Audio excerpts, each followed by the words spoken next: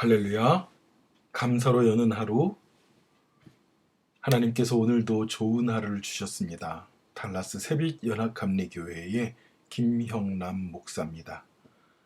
오늘 함께 보실 하나님의 말씀은 창세기 45장 1절에서 8절까지의 말씀입니다. 제가 봉독하여 올리겠습니다. 요셉이 시종하는 자들 앞에서 그 정을 억제하지 못하여 소리질러 모든 사람을 자기에서 물러가라 하고 그 형제들에게 자기를 알리니 그때에 그와 함께한 다른 사람이 없었더라. 요셉이 큰 소리로 우니 애굽 사람들에게 들리며 바로의 궁중에 들리더라. 요셉이 그 형들에게 이르되 나는 요셉이라 내 아버지께서 아직 살아계시니이까. 형들이 그 앞에서 놀라 대답하지 못하더라. 요셉이 형들에게 이르되 내게로 가까이 오소서. 그들이 가까이 가니 이르되 나는 당신들의 아후 요셉이니 당신들이 애굽에 판 자라. 당신들이 나를 이곳에 팔았다고 해서 근심하지 마소서. 한탄하지 마소서. 하나님이 생명을 구원하시려고 나를 당신들보다 먼저 보내셨나이다. 이 땅에 2년 동안 흉년이 들었으나 아직 5년은 밭갈이도 못하고 추수도 못할지라. 하나님이 큰 구원으로 당신들의 생명을 보존하고 당신들의 후손을 세상에 두시려고 나를 당신들보다 먼저 보내셨나니 그런즉 나를 이리로 보내신 이는 하나님이시요 당신들이 아니요 하나님이시라. 하나님이 나를 바로에게 아버지로 삼으시고 그 온 집안의 주로 삼으시며 애굽의 온 땅의 통치자로 삼으셨나이다. 아멘.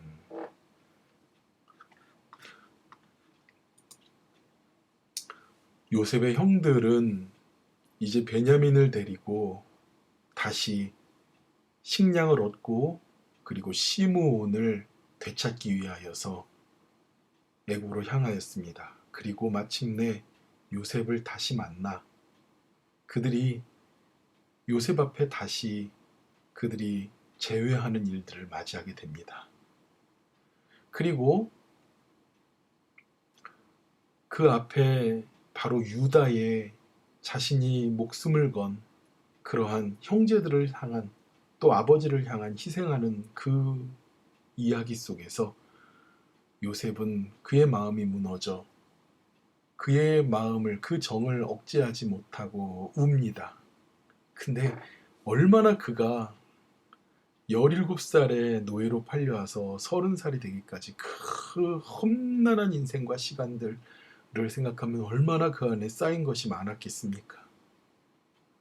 그는 정말 소리를 질러서 대성통곡을 하고 웁니다. 자신들의 그런 시종들을 다 물리치고 형제들 앞에서 그렇게 우는데 그 소리가 애굽 사람들에게 들리고 바로의 궁중에까지 들릴 정도로 그렇게 그는 대성통곡하여 웁니다. 그러나 이 울음은 서러워서 우는 울음이 아니라 정말 내가 피해를 받고 내가 원수를 갚기 위하여 우는 울음이 아니었습니다. 그는 형제들을 가까이 불러서 아버지가 그 요셉이 아직 살아계시고 평안하신지에 대해서 물어봅니다. 그 형들은 자신들이 당한 일이 얼마나 놀라운 일인지 말을 못합니다. 그런 그들에게 요셉이 말합니다. 나는 당신들이 애굽의 판자 당신들의 요셉입니다 하고. 그리고 당신들이 나를 팔았지만 근심하거나 한탄하지 말라고 말합니다. 그 이유는 하나님이 생명을 구원하시려고 나를 당신들보다 먼저 보내셨나이다. 그래요. 이미 요셉의 마음에는 그 형제들을 모두 다 용서하였습니다. 어떻게 이렇게 용서할 수 있을까? 자기를 죽이려 했고 노예로 팔리게 했고 그러면서 더욱더 모진 고초 동안 겪으면서 감옥에까지 갇히게 하는 정말 이가 갈리고 정말 그 10명을 죽여도 현찮은 그러한 원수 중에 원수라고 생각할 수 있는 그들을 오히려 요셉은 용서하고 자신이 이 땅에 온 이유가 하나님이 생명을 구원하시려고 나를 먼저 보내셨다고 얘기합니다. 이곳에 흉년이 들어 가나안에 있는 모든 가족들이 그 생명을 유지하지 못할 것을 하나님께서 오히려 자기를 통해서 이곳에 옮기게 하시고, 그리고 이곳에서 그 형들과 야곱의 그 12 자녀들, 그리고 이스라엘이 번성하게 하시려고 하나님께서 나를 보내셨고, 하나님께서 내가 바로의 아들이 되게 하시고, 그리고 이 애굽의 통치자로 삼게 하신 것이라고 요셉은 그들 앞에서 하나님을 향한 믿음과 그리고 하나님께서 주신 그 놀라운 일들에 대하여 하나님께서 이루신 일로 고백하며 형제들을 용서합니다. 어떻게 이렇게 용서할 수 있을까요? 요셉은 거듭난 자이기 때문에 그 형제들을 용서할 수 있었던 것입니다.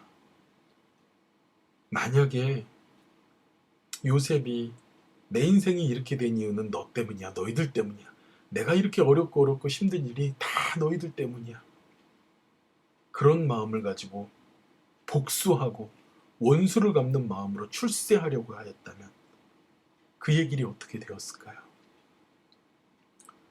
요셉은 정말 이런 지경에까지도 용서를 하는데, 사실 우리가 살아가는 일상은 너무도 연약한 부분 가지고도 용서하기 어려울 때가 많습니다. 누구는 왜 그래? 저 사람은 왜 저래? 내 아내는 왜 이래?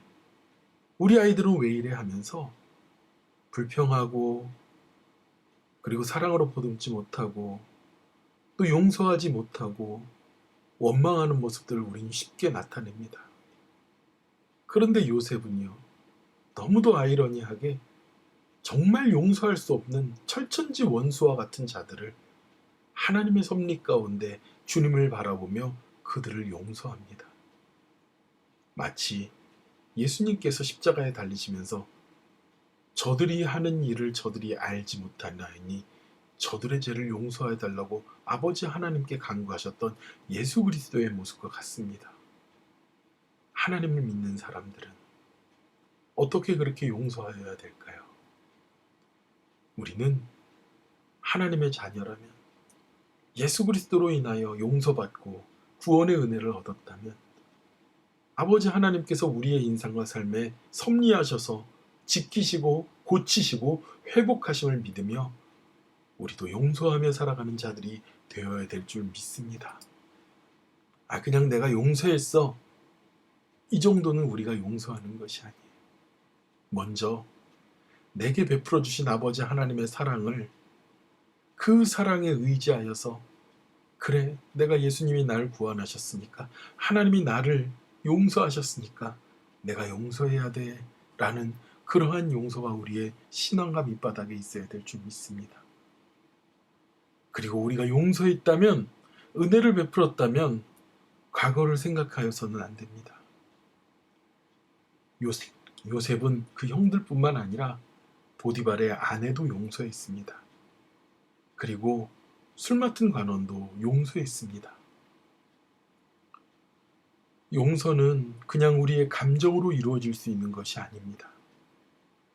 용서는 하나님께 나를 온전히 드려야만이 될 수 있는 것입니다.